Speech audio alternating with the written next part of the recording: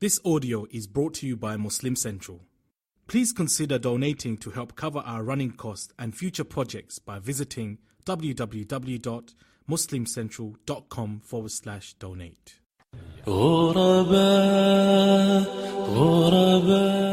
Assalamu alaikum. This is Yasmin Mogahed, and you're listening to Serenity, streaming live on One Legacy Radio.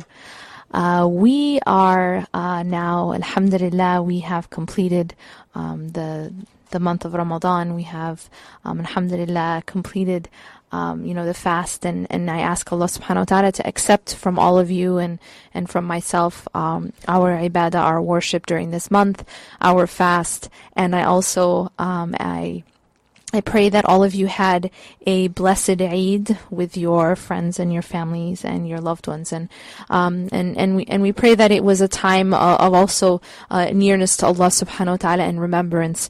One of the kind of what a lot of us, we're all in sort of the same boat in that we in the month of Ramadan, we feel this surge oftentimes of our nearness to Allah subhanahu wa ta'ala, and that is due to some very a very rigorous sort of routine that we keep in terms of our ibadah, in terms of our worship. And then many of us feel that we lose a lot of that once Ramadan is over, and it starts as soon as Eid, subhanAllah. A lot of times yesterday we may have been praying Taraweeh, and then today is Eid and we miss our Fard Salah. And this is, something that we really have to struggle against, this complete drop that happens after the month of Ramadan. We went from fasting and praying and reading Quran and extra prayers and dhikr and repentance to barely making our prayers on time. And this is exactly what today's show is about. How do we prevent that from happening, and how do we try to continue some of the momentum that we built during the month of Ramadan after the month of Ramadan has passed? And some reflections on the fact of Ramadan passing so quickly. One thing that you'll always find people saying is this statement across the board, is this statement that Ramadan went so quickly.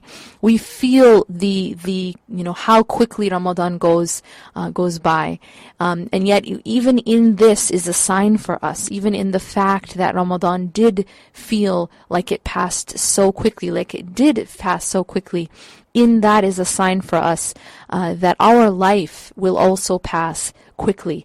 And we started Ramadan, it feels like yesterday, and here we are today, and Eid is over, subhanAllah. And I think many people share that sentiment of how quickly it goes by, but we need to really stop and reflect about it, that this is a sign for us about the nature of this life in general.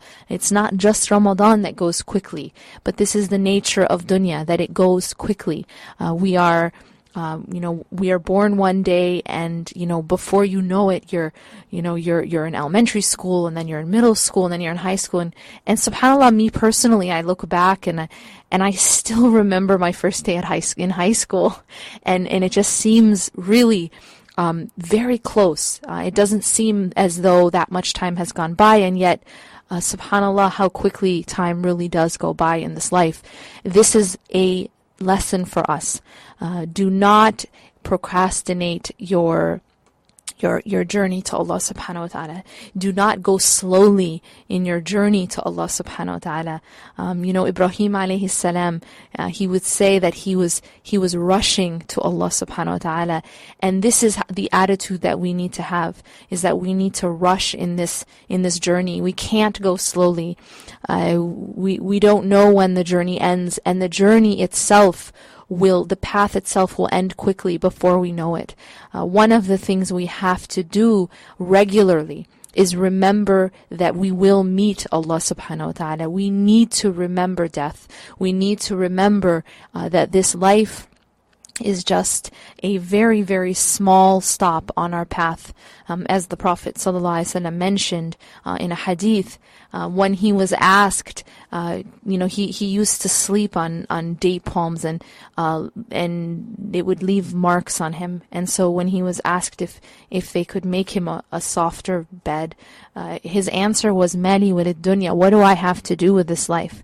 I'm like a passerby or a traveler who stops in the shade of a tree for a while and then continues on in his path.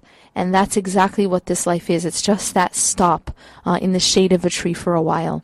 When we're going on a journey, a lot of times we will, if it's a longer journey, we'll stop along the way, and there's rest areas. You use the restroom, you get food, and it's a rest area, it's a stop. But when you stop at those places, nobody, all of a sudden forgets where they're going and starts to just become very comfortable at the rest area because they know that it's temporary. They know that it's just a stop. We're just here. We have a certain purpose. Maybe we're getting food. Maybe we're using the restroom. We're going to make wudu and pray. And we know that we have a certain purpose, and then we're going to continue on our journey. But we always keep in mind what is our destination, and that destination is what keeps us going. And our destination is what keeps us from getting too attached to the rest area, getting too attached to the short stop. This is what we do in this life, is we know the rest area is just a stop, and we see it for what it is, and we use it for what it is. We do what we need to do, and we continue on our journey in our vehicle. And yet, subhanAllah, as human beings, this rest area of dunya, this temporary stop, has become, we've forgotten. It's as though a person in this journey stops at the rest area and gets out of the car and then suddenly has amnesia and forgets that actually this isn't their home, that actually this wasn't the final destination, and it was just a stop. And that's what many, many, many of us, that's our human condition in this life, is we've gotten that, we suffer from that sort of amnesia. We're here in dunya, and Allah subhanahu wa ta'ala tells us that this dunya is just a short mata', this just a short time of enjoyment, some enjoyment, it's just a resource for us. And yet we forget, and we forget that, and we have this sort of amnesia, and we forget where we're going. And Allah subhanahu wa ta'ala tells us again and again to remind us that this life is very, very short, and that when we look back at this life, when we're asked, we ask one another, Allah tells us on the Day of Judgment that we ask one another, how long were you in that life, or how long were we there? And the answer is yawman aw ba'da yawm, a day or part of a day. This is the answer that we're going to give, you and I, because it looks so short when you look back at it.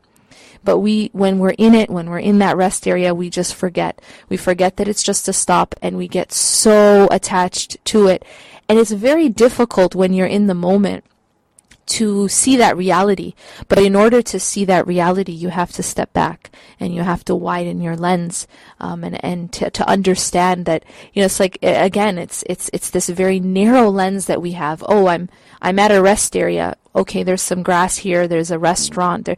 Oh, this must be my home. Let's get comfortable. And that's how we act with this life, with this world, with dunya. But it isn't our home, and it isn't the final destination. It is just a stop. And we need to treat it as such, in the way that we live, and in the way we interact with dunya and everything that hits us in this life. It is very difficult when you're in a stressful situation. It is very difficult. I think that, subhanAllah, during the month of Ramadan, we have constant reminders of this reality, that we have a goal and we have a final destination. There's constant reminders. You get hungry and you're reminded, wait, I can't eat. Wait, what? But why? Why can't I eat? Well, I can't eat because I'm fasting. Well, why am I fasting? I'm fasting because Allah subhanahu wa ta'ala told me that if I fast, I will be rewarded. I will be rewarded when? Well, I'll be rewarded twice. At the time I break my fast and at the time when I meet my Creator. So we have this constant reminder. We're reminded because we're going for Taraweeh. We're praying more. We're reading more Quran. We're praying in the last third of the night. We're hearing more, remembrance of Allah subhanahu wa ta'ala. We're purifying ourselves, trying to stay away from the bad habits, trying to, not to lie or to swear. We're constantly being reminded of our final destination. And then as soon as Ramadan ends, it becomes more difficult because we've removed many of those reminders, and it becomes much easier to lose track of what we're doing, to lose track of where we're going. And we start to then again become consumed by this rest stop, by this stop in the shade of a tree for a while. And we start to, just get so caught up in it that we actually forget where we were going. And that is what we have to prevent. That is what we have to struggle against. Once, Ramadan is over, now that Ramadan is over, this is the struggle that you and I have to engage in, is that struggle to keep focused on our final destination and to not get distracted by all those things that distracted us before Ramadan. We need to leave Ramadan changed. Otherwise, it really defeats the purpose. It isn't, Allah subhanahu wa ta'ala is not asking us to just be hungry and thirsty. Allah subhanahu wa ta'ala wants to change us, to transform us, to purify us through these rituals that we did, through this worship. It isn't just going through the motions, but we're supposed to be changed. We're supposed to do something differently. And so we really need to make the conscious decision to stay focused and to hold on to those habits, those good habits which we have developed in Ramadan. Take some of those habits, whether it's your daily recitation of the Quran, or your prayer in the last third of the night, or your extra prayers, or your fasting. We still have the fast of Monday and Thursday according to the Sunnah. Hold on to something from that and be consistent in it. The Prophet ﷺ told us that an action that is consistent, even if it's small, is more beloved than an inconsistent action, even if it's considered a bigger action. That those actions are more beloved to Allah subhanahu wa ta'ala which are consistent, even if they're small actions. So find something that you were doing in Ramadan, or if you weren't doing it in Ramadan, start to do it. But find something which is an act that you can be consistent in, and in that way be able to build that path to Allah subhanahu wa ta'ala and to make that focus stronger towards your final destination. One advice that I can give to you and to myself: never let go of your salah. Your salah is the foundation of this path. Absolutely the foundation of this path. Your salah must be in order if we are to be successful in this life or the next. And that's something which we know from many, many texts from the Quran and from the Sunnah of the Prophet ﷺ. The Prophet ﷺ told us that the very first thing we will be asked about on the Day of Judgment is our prayers, is our salah. And if that is in order, then everything else, that person will have succeeded. And if that is not in order, then that person will have failed. And, so nothing else is really going to matter if our salah is not in order. In order to be successful in this life and in the next, in order to stay focused on our end and our final destination, we have to make sure that the salah is the foundation of our day. And it's amazing when you reflect on Ramadan. What made Ramadan different than the rest of the year? Well, for one, our day was focused around the salah. For example, Maghrib time, right? Everything revolved around Maghrib time. Why? Because that's when we got to eat. So everything was now, okay, we'll do it before Maghrib or we'll do it after Maghrib. We'll wait for Maghrib and then we'll do X, Y, and Z, or we'll do it before Maghrib. Basically, what we're doing is we now are reorienting, reorganizing our day to be centered around the prayer. And that's the way it's supposed to be. But unfortunately, it only happens that way often in Ramadan, because that's when we can eat. But it's to train us. This is part of our training. It's to train us that this is the way we're supposed to be organizing our day the rest of the year as well. This is the way we're supposed to be seeing our day. But even at a deeper level, this is the way we're supposed to be seeing our entire life. That our life revolves around ibadah. Our life revolves around our commitment to Allah subhanahu wa ta'ala and our relationship with Him. So everything else we're planning should be focused in this same way, around the salah, around my obligations to my Creator, around my relationship with my Creator. And then I'll fit the rest of the things in, right? And that's the same focus we should have outside of Ramadan. Similarly, we need to stay connected to the words of Allah subhanahu wa ta'ala. Ramadan was it's the month of the Quran. And unfortunately, what happens is we open our Quran in Ramadan, and oftentimes we might read it cover to cover in this month. And then Ramadan passes and we close our Quran and it stays closed. That's a problem. This is like a person who decides that they're going to eat a good amount for 2 weeks, 3 weeks, 4 weeks, and then not eat for, an extended period of time. It doesn't work. The body cannot survive in that way. And in the same way, the heart cannot survive in that way. The heart needs food, just like the body needs food. We feed our hearts, walillahi alhamd, during the month of Ramadan. We feed our hearts the remembrance of Allah subhanahu wa ta'ala. We're connecting to the Quran daily, right? Either we're reading it, we're hearing it in Taraweeh, it's everywhere, it surrounds us. And we're feeding our hearts daily. And then after that, we starve our hearts. But just the same way that the body dies if you don't feed it, the heart also dies if you don't feed it. So we must continue this connection with the Quran.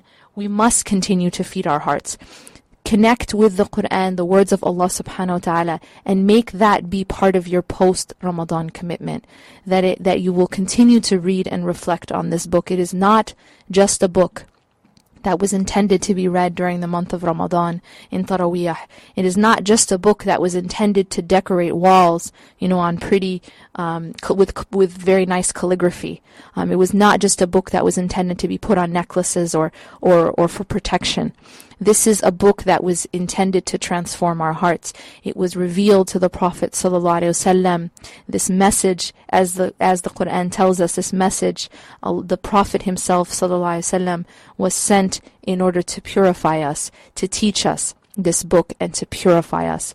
We need to continue in this path of purification. We need to continue in this struggle.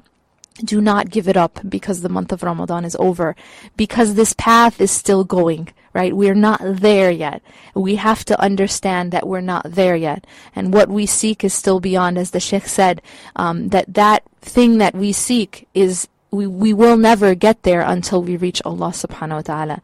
So we need to keep going. And I encourage you and myself to keep going and to keep on this, this momentum that we have, alhamdulillah, gained through Ramadan. Ramadan was your training. Ramadan was my training. And now we need to keep going and continue to feed yourself. Don't cut off that food to your heart. Otherwise, then, few weeks down the line, we ask ourselves, wait, but how did I get here? I used to be, this close to Allah subhanahu wa ta'ala in Ramadan, and then somehow now I feel so distant. Well, we shouldn't wonder why that's the case. Nobody would wonder why a heart or why their body would start to become weak and then eventually die if they starved it. That it's a known thing. If you don't feed your body, first it will become weak and sick, and then eventually the body dies if it's starved for long enough. And this is the same with the heart. But I want to give hope, inshallah, to you and to myself. Allah subhanahu wa ta'ala is the one who brings life even back to the dead. Allah tells us that He brings back the dead land, the dead earth from its death. In the winter, the ground, the trees, they die. And yet Allah subhanahu wa ta'ala brings them back. in the spring. And Allah subhanahu wa ta'ala, after we pass away, Allah also brings us back. In the same way, Allah subhanahu wa ta'ala can bring back the dead hearts in this life. If our heart has not been shaken or awakened by the month of Ramadan, till this point, Allah can still bring that heart back to life. We can still come back to Allah subhanahu wa ta'ala.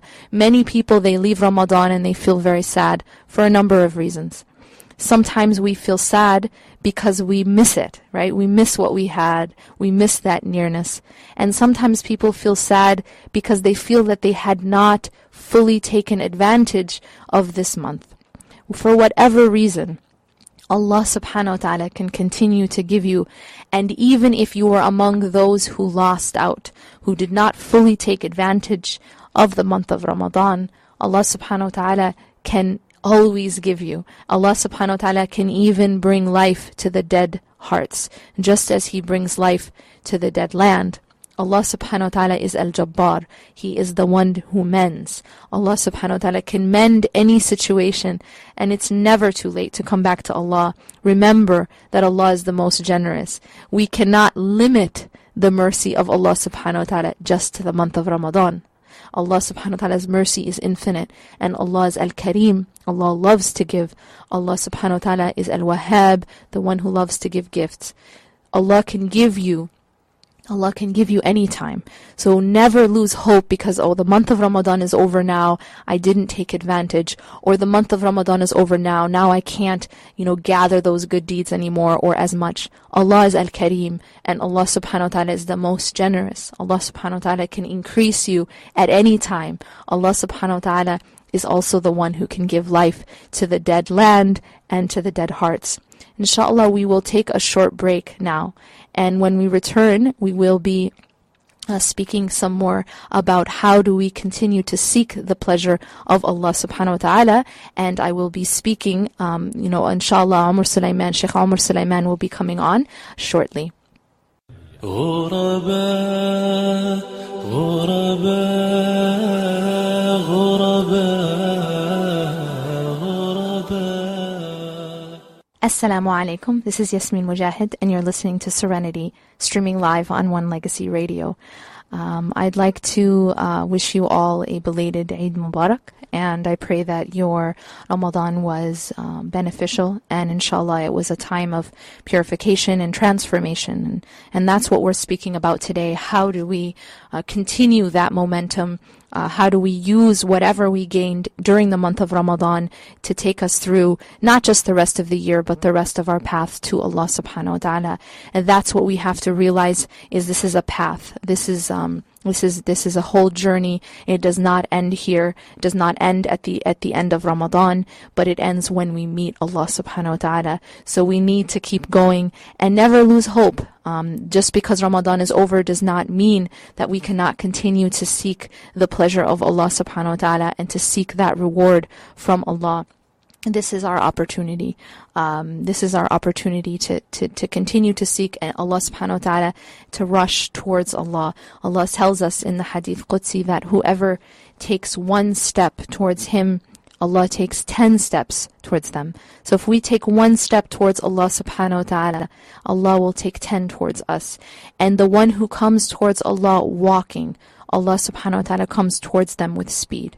This is what we have to do, especially now that that the month of Ramadan is over. We can't give up this struggle. We may have to work harder.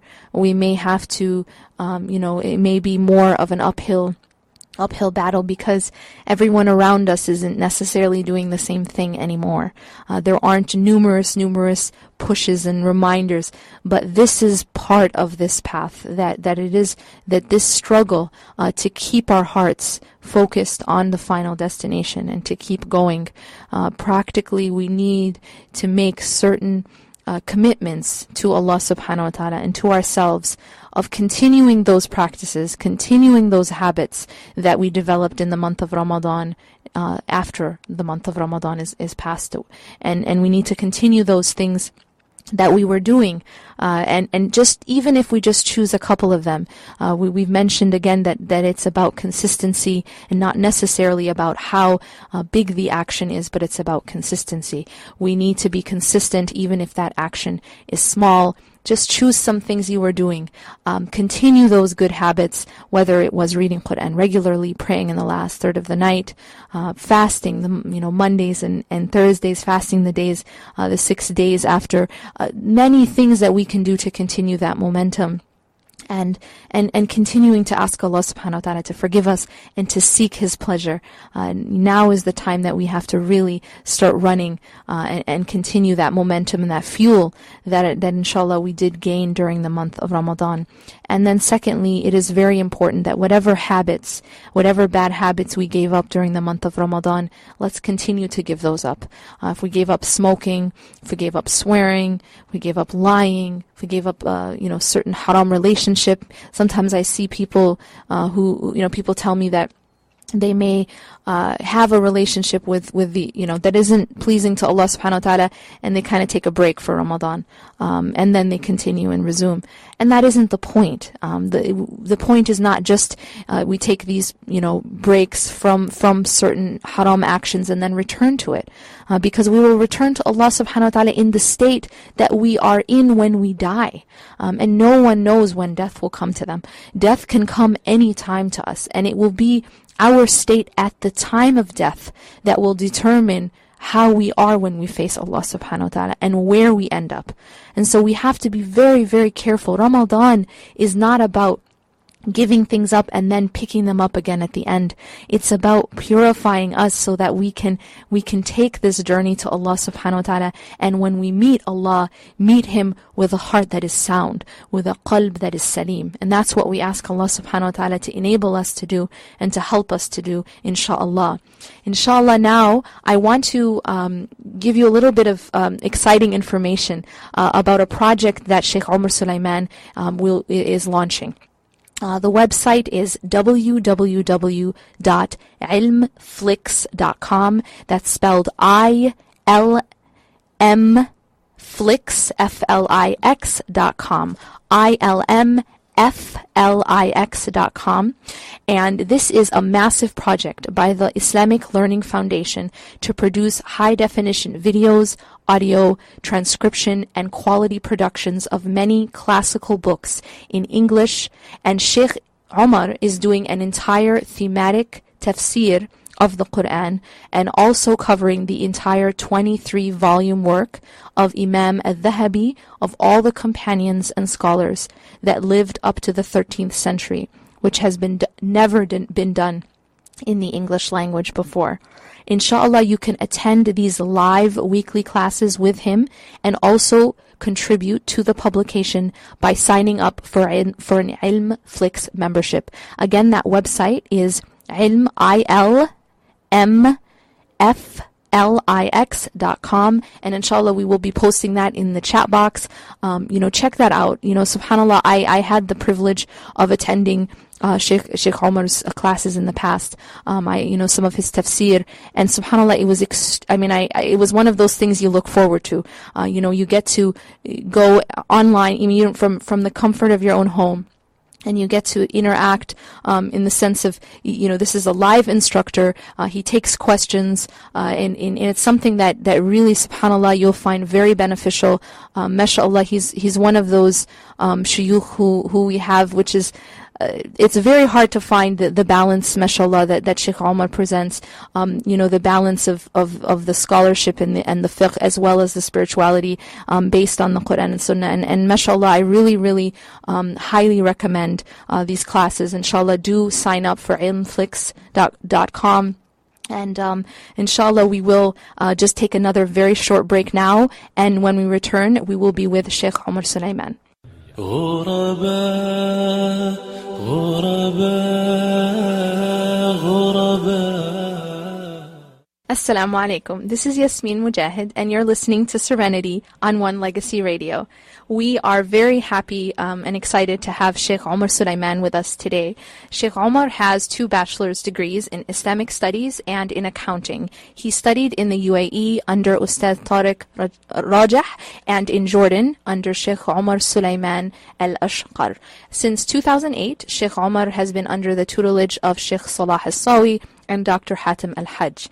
He is an instructor with AlMaghrib Institute and Islamic Learning Foundation, as well as Al-Mishkah University, and is also a member of the ICNA Sharia Council. Sheikh Omar worked for ICNA Relief in Hurricane Katrina and ICNA Relief Louisiana. He was also an imam of Masjid Abu Bakr in New Orleans, and he was awarded for outstanding civic achievement by the Mayor and City Council of New Orleans in 2010.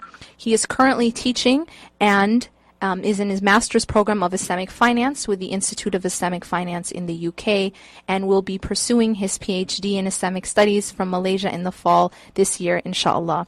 Welcome, Sheikh Omar Sulaiman. And we are very pleased to have you. A belated Ramadan Mubarak and Eid Kareem. Ramadan Mubarak. So we are talking today about a topic which is extremely important to every single believer, and that is the topic of pursuing the love of Allah subhanahu wa ta'ala. Sometimes we think that certain parts of the message or certain parts of the Quran or the Sunnah of the Prophet sallallahu alaihi wasallam only apply to maybe certain times and places, but this is actually this is something that is absolutely timeless. And can you talk to begin with, why is it important that we understand the need for seeking the love of Allah subhanahu wa ta'ala no matter where we are or when we live? Well, I think the first thing is that the point of rehab is not to be off of drugs while you're in rehab, but it's to be sober when you get out. And that's exactly what Ramadan is. It's a chance to rehab. It is a chance to really get ourselves back. It's a chance to refocus, be energized. And likewise, when we go to the masjid or when we're in an Islamic setting, it's really a very powerful quote, just to kind of understand this, from Abdullah ibn Amr ibn As, who was known for being an overzealous youth in the time of the Prophet ﷺ. The Prophet ﷺ actually had to tone it down for him because he was reading too much Quran, praying too much at night, and fasting too much, to a point that he was actually becoming neglectful of his family. And he said, after the Prophet ﷺ passed away, he said, that for me to be able to do a good deed today after the death of the Prophet ﷺ is twice as beloved to me as when the Prophet ﷺ was alive. And he says, that when the Prophet ﷺ was with us, we didn't care about dunya. All we cared about was akhirah. So it was kind of easy to be religious when the Prophet ﷺ was there. It was easy to do good deeds. But the real challenge was after the Prophet ﷺ departed. And so that shows us again, being outside of an Islamic setting, being able to hold on to your iman outside of the masjid, outside of Ramadan, is really the true test of faith, a true indication that a person is seeking Allah subhanahu wa ta'ala's pleasure, seeking His love, and is determined to do so no matter where he is and when, whenever it is during the year or during the week. I mean, it's not just Friday. So you're not a Friday Muslim, you're not a Ramadan Muslim, you're not an Eid Muslim, you're none of those things. You're just Muslim, and you're always in that state. You're always in the zone. Okay, Jazakallah khair. I mean, I think one of the frustrations that a lot of people share is, I feel like this surge of iman, this nearness to Allah subhanahu wa ta'ala when during Ramadan, and then as soon as Ramadan is over, I lose that. And what would you say to those people, and how can they, maintain that same level, or try to maintain that same level after Ramadan has passed? Well, the idea here is that, number one, what we need to look at is that with Ramadan, and in fact with Tawbah, the main point is that we abandon the things that are between us and Allah subhanahu wa ta'ala, the obstacles between us and Allah subhanahu wa ta'ala. The Salaf used to say, لَيْسَ الْخَائِفُ مَنْ يَبْكِي وَيَمْسَحُ عَيْنَيْهِ وَلَكِنَ الْخَائِفُ مَنْ يَتْرُكُ مَا يَخَافُ أَنْ يُحَاسِبَهُ اللَّهُ عَلَيْهِ. That, a person who truly fears Allah is not one who cries and then wipes his tears, but rather a person who abandons that which he fears Allah subhanahu wa ta'ala will call him to account for. So our tears should not be a form of consuming our energy so that we can feel like we've arrived, we've got there. And that's what happens sometimes with our good deeds. The good feeling that we get sometimes after doing a good deed is not the feeling that we've pleased Allah subhanahu wa ta'ala, but it's just the natural consequence of doing something good. And likewise, when we make tawbah sometimes, the tawbah might not be completely sincere because in reality, we're just, it's like you got your crying session out of the way. It was a way of consuming your energy, but at the same time, it also demonstrates a lack of priority. So Ramadan is a turning point. Tawbah is a turning point. So the idea is that with any good deed, the indication of its acceptance, as the Imam al-Qayyim rahimahullah said, whether you're talking about Hajj or whether you're talking about Ramadan or Salah, is the continuation of it.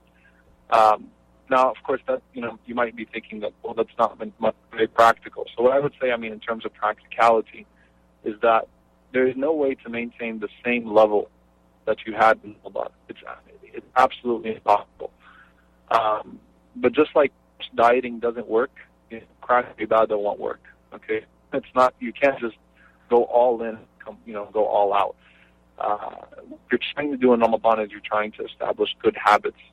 Now that Ramadan is over, what you need to think to yourself is, I was able to pray 8 rak'ahs or 20 rak'ahs or whatever of Taraweeh every single night. So why can't I go to Salat al-Isha and Jama'ah? Or why can't I just pray 2 rak'ahs of Qiyam now? Because that's enough, as the Prophet ﷺ authentically said. Man qama bi'ashri ayat lam yuktab min al-ghafilin. That whoever stands up with just praying 10 ayat, 2 rak'ahs, read Surah Al-Falaq and Surah Al-Nas every single night, he would not be written amongst those who are heedless. That's a very powerful hadith because it shows you it's a very small action. But if a person prays 2 rak'ahs every night of the year, as opposed to a person who doesn't pray any qiyam throughout the year, but just prays, 8 rak'ahs of Taraweeh or 20 rak'ahs of Taraweeh even every day in the month of Ramadan, it still would not be equivalent to the blessing or the virtue of those 2 rak'ahs of qiyam al-layl. Also, we find some hadith that show us that some of the rewards that we get, you look at, for example, the 6 days of Shawwal, they're truly continuation. The Prophet ﷺ, as we all know, he said, whoever fasts, the month of Ramadan and then follows it with 6 of Shawwal. And in the Maliki madhab, Imam Malik rahimahullah had a very strong point where he said, from a linguistic perspective, the Prophet ﷺ, that starting from Shawwal, not within Shawwal itself, but rather, he fasted 6 days to accompany his Ramadan. Then the Prophet ﷺ said that it would be like he fasted the entire year, because al-hasanatu bi'ashri amthaliha. Every good deed is multiplied by 10. The Prophet ﷺ also said in Sahih Muslim, it is like siyami dahr, which means the fasting of a lifetime, because the minimum of a good deed is that it'll be multiplied by 10. But Allah subhanahu wa ta'ala could multiply by much more than that. So you have to ask yourself, I'm in the habit of fasting now anyway, why not start taking fasting Mondays and Thursdays? And combine the intention, because voluntary deeds can have, and I know I'm probably getting into too many topics right now, but voluntary deeds can have multiple intentions. So a person could say, I'm going to fast the 6 days of Shawwal as Mondays and Thursdays and make this my habit, and get the good deed for both fasting Monday and Thursday and for fasting the 6th of Shawwal, and continue with that. Continue with 2 rak'ahs of Qiyam al-Layl. Continue with some form of recitation of Quran in the day. You're not going to be able to maintain the same level, and I think that's why people get so disappointed, because when they come out of Ramadan, obviously on Eid, we party hard on Eid. Unfortunately, sometimes we party too much, and our Eid celebrations look like a welcome back shaitan party. But we get very relaxed on Eid. Including myself. We go on a family vacation every single Eid. People tend to relax on Eid, and that's okay. But I think sometimes people get depressed, like, wow, yesterday I was praying Taraweeh, I was reading Quran, now look at me, I'm not fasting, I'm pigging out, I'm not watching my appetite, I'm barely catching my Salah, what happened? And the idea is to set an expectation for yourself that is reasonable while you're still in Ramadan or right after Ramadan, that Allah subhanahu wa ta'ala essentially just exposed my potential. He really did just expose me. Because now when I make the excuse that I don't have time, Allah subhanahu wa ta'ala could say, you do have time. You had time in Ramadan. Why don't you have time now? So, that's the way we should be thinking, is what can I do now? So Aisha radiallahu anha narrated that the Prophet ﷺ said, أَحَبُّ الْأَعْمَالِ إِلَى اللَّهِ أَدْوَمُهَا وَإِنْ قَلَّ. The most beloved actions to Allah subhanahu wa ta'ala are the small ones, even if they're consistent. Just from, a practicality standpoint, it's just like, a person who crash diets usually gains back the weight that they lost and more, because they set an unreasonable expectation for themselves. And sometimes we read about the stories of the Salaf, that they considered a person who doesn't finish the Quran every month to be a hypocrite. And we get scared, and rightfully so. But before I can get there, I need to at least be making sure I'm reading, for example, 3-4 pages of Quran a day. There's some form of Quran in my life, and inshallah, I'll get there. We don't want to despair, because our lives don't have as much barakah as the lives of the Salaf do. But, it's all about consistency. It's all about maintaining a steady program, a steady, disciplined wird, for yourself that's in accordance with the Quran and the Sunnah of the Prophet ﷺ. Jazakallah khair. And you bring up a lot of really great points there. One of them, talking about the consistent actions, even if they're small, and how, for example, praying just 2 rak'ahs of qiyam can be more, beneficial than praying 20 during Ramadan and not praying during the rest of the year. And when we look at like the physical reality, we see this rule in the physical world. For example, somebody who wants to get in shape, someone who wants to tone their body, when they go to work out, we know, for example, that a person who goes and, say they want to, flatten their stomach, they want to do sit-ups. If you do, 500 sit-ups one day and then you don't do any sit-ups for 2 weeks, that's going to be a lot less beneficial than if you're doing just a few each day. And I think it's, subhanAllah, it's the same. The same one who designed the physical world designed the unseen world, and it's Allah subhanahu wa ta'ala designed both. But we see one and we understand it, and we forget, subhanAllah, with the unseen world, that it has the same rules apply. And absolutely. And actually, Imam al-Qayyim said exactly that tarbiyat al-ruh ka tarbiyat al-jasad. It is the exact same tarbiyat. The way that you get your body in shape is the same way you get your soul in shape, with taking small, calculated steps. And subhanAllah, I remember coming across an article recently that showed The Biggest Loser.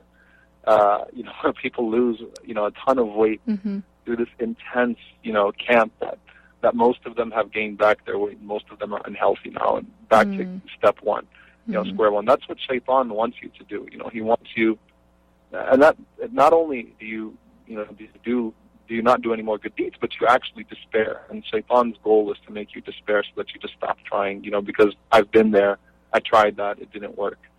And the Prophet ﷺ said, إِنَّ لِكُلِّ شَيْءٍ شَرَّةٍ وَلِكُلِّ شَرَّةٍ فَتْرَةٍ.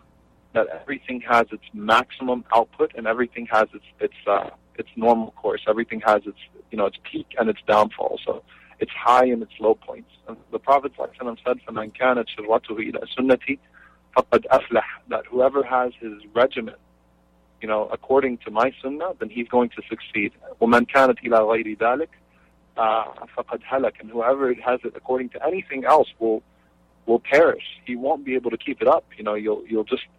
You'll crash and burn, essentially. And subhanAllah, that's what we see happening in youth. They get excited. People jump in, they try to do too much at one time, then they just stop everything altogether. So absolutely, it's the same thing. The way that you would train your body is the same way to train the soul. Yeah, absolutely, subhanAllah. And this is, why I love Ibn Qayyim, rahimahullah. He talks about these issues and of the soul, and he explains it in a way that we can understand. We can see the physical world, and a lot of times we understand that, and we don't see, for example, how it applies to the spiritual world. In the example of maintaining our relationship with Allah subhanahu wa ta'ala, or maintaining the heart, for example, you see that a person would never go days without eating, right? A person would never say that I don't need to eat today because I ate last week. And yet, we do this with the soul, we do this with the heart, like, with regards to remembrance of Allah subhanahu wa ta'ala, we think that it's, like you said, there's the Jum'ah Muslims, or the Eid Muslims, or the Ramadan Muslims. It's just like that person who's like, well, it's not Friday, so I don't need to eat. Nobody says that. But subhanAllah, dhikr is the food of the heart. Absolutely. And you know, the beauty of it is that you don't know which one of those good deeds Allah subhanahu wa ta'ala is going to accept. And Ali ibn Abi Talib radiallahu ta'ala anhu, he said that Allah has hidden two things within two. Allah has hidden His awliya amongst His servants, and Allah has hidden His pleasure amongst His good deeds. And what that means is that, for example, the awliya, you know, many times when we think of the awliya, the beloved of Allah subhanahu wa ta'ala, you know, you think of someone who's got a big turban, nice thobe, you know, big beard, nice siwak, or if it's a sister that, you know, is subhanAllah, you know, always praying and never interacting with society and things of that sort. And you think of certain people, right? You get an image in your head, but the Prophet ﷺ explained them as akhfiyat. They're these people that are hidden. You know, it could be that your everyday blue collar worker, you know, a person who's you know, who's an engineer or you know, a mother who's at home, but subhanAllah, while she's doing her household duties, she's remembering Allah subhanahu wa ta'ala, and she has this special relationship with Allah subhanahu wa ta'ala. Or that person who goes to work every day is making dhikr in his car, and he has a certain, you know, character, subhanAllah, that just outshines all of the mashayikh. You know, it's crazy, but those are really the awliya of Allah subhanahu wa ta'ala. They're these hidden gems, right? And so Allah subhanahu wa ta'ala explained, or Ali radiallahu anhu said the same thing is true for good deeds. That you do so many good deeds, and you don't know which one is going to be the one that gets you to Jannah. So for example, the Prophet ﷺ mentioned to us that I saw a man strolling in Jannah because he removed something harmful from the road. Was this man someone who prayed? Absolutely. I'm sure he prayed. You know, it's obvious, you know, he's not going to get in without doing his basics and stuff like that. But it was that one moment, you know, just imagine that you're driving in your car one day and you see you know, something on the road that could be harmful. And it's not the highway, you know, I don't want anyone to kill themselves, but, you know, it's a 30-mile-per-hour road or something, and there aren't many cars, and it's just you and Allah subhanahu wa ta'ala, no one else is in the car with you, and you make the intention to do that for the pleasure of Allah. No one sees you. You go and you take that out of the road. The Prophet ﷺ said that's what got that man strolling in Jannah. He also said about Bilal radiallahu ta'ala anhu, that I heard your footsteps in Jannah. I heard your footsteps in Jannah ahead of me. So what is it that you do? Now we know the sacrifices and struggles Bilal radiallahu anhu made for this deen, but what was it that got him that maqam, that got him to that level? It was 2 rak'ahs that he used to pray every time he'd make wudu. That's it. You don't know which one is going to get you to Jannah. You don't know which time Allah subhanahu wa ta'ala will look at you and smile, and Allah subhanahu wa ta'ala will say, because of this, I'm going to show mercy upon my abd, and I'm going to enter him into my paradise. So I mean, that's why you stay in hot pursuit, you know, and just like, you know, subhanAllah, I always give this example to the brothers, because we're kind of terrible with this sometimes when it comes to doing nice things for our spouses and things of that sort. You know, if a person was to give their spouse a large cash gift, you know, it won't be as beloved as, you know, something that was made with the hands and the heart was in it. You know, something that was unexpected, right? A surprise flowers, or you put together some. And we're not very artsy and crafty as men, but you know, you put together something, you know, and you painted something or whatever it is, you know, something to show that you really love that person. That would only cost you about $30, but you know, a person would appreciate it so much more because they would recognize the heart that was put into it.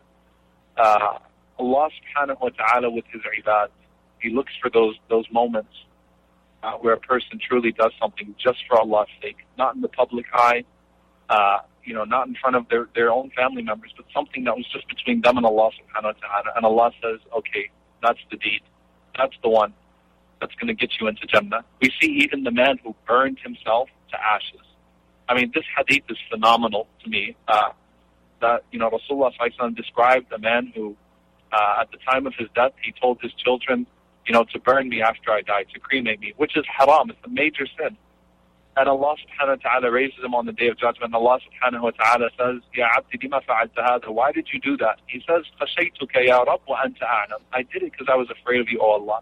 And you know best. Meaning, you know my heart. You know where my heart was when I did that. And Rasulullah did not just say that Allah subhanahu wa ta'ala forgave him. Rasulullah said, فَغَفَرَ اللَّهُ لَهُ بِذَلِكَ. Meaning, Allah granted him Jannah and forgiveness because of that deed. A haram action, a major sin, but Allah recognized his heart at that moment. Allah recognized his intention. So you don't know. I mean, I don't know. Maybe the whole Ramadan doesn't get accepted, but subhanAllah, something sincerely I do afterwards that would have stemmed from my tarbiyah in Ramadan, is what gets Allah subhanahu wa ta'ala to look upon this pitiful servant on that day and to smile and to say, this servant now will be entered into Jannah. I'm going to forgive him by my mercy. Yeah, subhanAllah. And, we never know what it could be. And part of, that's really why we never lose hope. Sometimes you mentioned that when people, they find that they're not at the same level, and that makes people become very, very disappointed, and it can make people lose hope and fall into despair.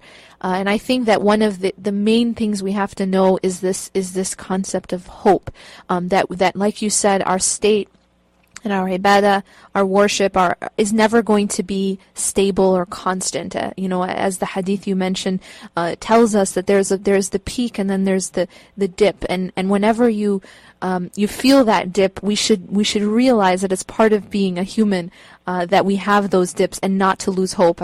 I know I have emphasized this in the past, that sometimes we take 2 steps forward, right, and then we end up taking 15 steps back.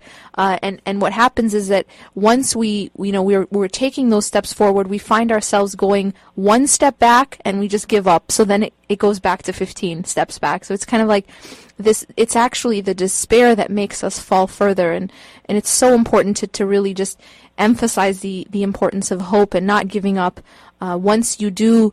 Even if you do mess up, right, and you will mess up at one point or another, you won't always be at the same level. I love the hadith that where Abu Bakr radiallahu anh was afraid that he had become a hypocrite, along with another companion, and the Prophet ﷺ said, if you were in the same state all the time, the angels would shake hands with you on the streets, and it just really brings that point home. Absolutely. And subhanAllah, it's the fact that Abu Bakr radiallahu anhu felt that way, despite being sabaqan li kulli khair, the one who was always at the forefront of every good deed. The fact that he felt that way, it shows you that's a man that's in love. When someone's in love, they always feel like they're falling short. And it's and what we need to emphasize to our, not just to people, but I mean, of course, we speak first to ourselves, that it's good to feel like you're falling short. It's just not good to despair. Right. There's a difference between the two. The Sahaba and the Salaf, they feared hypocrisy, but that caused them to work harder. Mm-hmm. It didn't cause them to just, lay dead and just say it's over.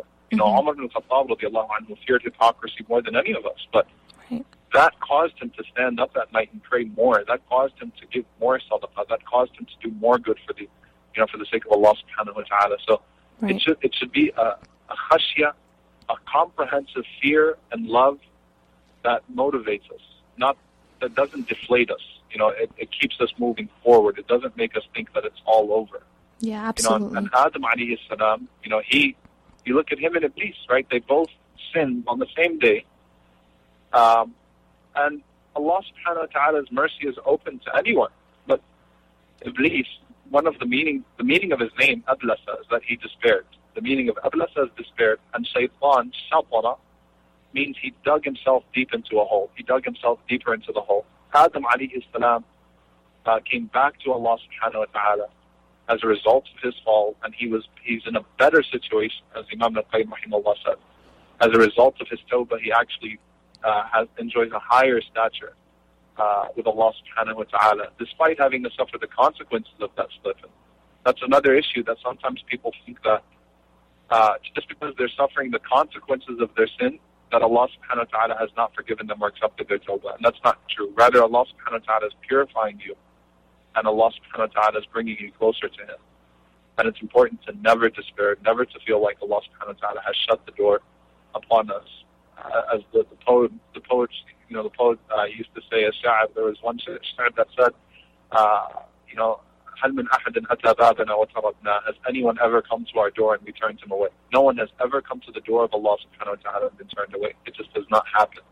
And to say that I tried and Allah subhanahu wa ta'ala did not accept me would be assigning to Allah subhanahu wa ta'ala an attribute that He has not assigned to Himself, and we cannot do that. Allah subhanahu wa ta'ala gives guidance to those who seek it. it just, people need to not be hasty. Just as, again, we look at the physical world, just as your body, you don't work out for 2 days and then expect to look like some magazine figure. I don't think you ever expect to look like that. It's healthy to look like that. Because they don't look like you that. Don't expect yeah. Well, that takes Photoshop too. But I mean, right. you don't expect after a week of working out that your whole life is going to change. Your cholesterol is going to go down completely, and all of a sudden you'll have a flat belly and everything will be okay. It takes time, and that's the problem that people have. Is that as human beings, we're always hasty. Allah subhanahu wa ta'ala described us that way, that we were created with ajab. We're always hasty. So we just need to calm down, take calculated steps, and realize that we have a Lord that فَتَابَ اللَّهُ عَلَيْهِمْ لِيَتُوبُوا. Someone came to Aisha radiallahu anha one time and said, how can I make tawbah to Allah? She said, Allah has already turned to you so that you could turn to Him. فَتَابَ اللَّهُ عَلَيْهِمْ لِيَتُوبُوا. So the fact that you're considering tawbah and that you're afraid is a sign that Allah has turned towards you and opened your heart's guidance. SubhanAllah. SubhanAllah, it makes, when I was thinking about the way that we lose hope and, we kind of like this defeatist mentality of, okay, I messed up, I might as well give up. It's kind of like a person who's worried about a robber, coming and robbing their home. So, you can react to that in one of two ways. And you talked about the reaction of the Salaf to the fear of hypocrisy. The reaction is, I need to secure it more. I need to work harder. And when you think about a person, who's worried about someone coming and breaking in and robbing their home, it's going to encourage them to actually secure their home more. It would be pretty foolish for someone to just give up and say, well, you know what, there's no point anyways, I might as well just leave my door wide open. And of course, someone who does that is now more likely to be robbed. And that's exactly what we end up doing when we give up. Because we're afraid of something, we should actually, like you said, the example of the Salaf, that they would work harder. If they're afraid that Allah subhanahu wa ta'ala may not be pleased with them, then it should encourage us to work harder. And that's how the pain of committing a sin is supposed to be encouraging us to actually work harder to seek His forgiveness rather than just opening the door and letting it go. I wanted to also touch upon one other aspect which you mentioned earlier, and that was the aspect of Eid being kind of something like where we, just like you said, party hard, a little too hard sometimes, where we leave this, we're just yesterday we were praying, not just praying on time, but we were praying sometimes 8, sometimes 20 rak'ahs of Taraweeh/Qiyam, and then suddenly it's Eid, and we missed our salah because we were partying, or we were socializing, or and the amount of food that we eat, and it kind of goes from complete self-restraint to complete indulgence, and there's this shift. SubhanAllah, I was just reflecting on the fact that right when we wake up in the morning and it's Eid, and just even what we're told to say on our way to the salah, and it's this concept of Allahu Akbar, right? That remembering Allah subhanahu wa ta'ala first thing in as we're celebrating Eid is just remembering that Allah is greater, and just remembering Allah subhanahu wa ta'ala. And even the fact that Eid begins with the salah, it's supposed to teach us that that the focus is still Allah, right? Even though after salah you're gonna go and you're gonna enjoy yourself, but the focus is still Allah subhanahu wa ta'ala, and Allah is greater. Allahu Akbar. Right. Alhamdulillah. And it's funny because subhanAllah, Shaykh always say that people fight over the sunnahs of Ramadan and no one even knows the sunnahs of Eid. Everyone fights over 8 or 20 or moon sighting, all that kind of stuff. Yeah. On Eid Day, it's like a consensus amongst the Ummah that's just a day to party. But there are actually many established sunnahs on the day of Eid. The amount of the Prophet eating an odd number of dates, going to the Salah, remembering Allah subhanahu wa ta'ala, takbirat of the day of Eid. And the takbirat actually start from the Maghrib, the eve of Eid. The eve of Eid, the takbirat start all the way until the Eid Salah, as Imam Shafi'i rahimahullah said. The Prophet emphasizing that you should go home with a different route than the route that you came to the Salah with. How powerful is that, right? Understanding that you're a changed person now. You go home with a different route than the route that you came to Salatul Eid with. So I mean, and the Prophet never forgot And there's a very powerful story that, once the Prophet ﷺ saw a young boy. It's an authentic tradition, actually. It's not a story. I mean, he saw a young boy who was sitting sad, alone on Eid. And the Prophet ﷺ did not think to himself, this is Eid. I've been working very hard in Ramadan. I just finished my 10 days of i'tikaf being away from my family. Let me ignore him.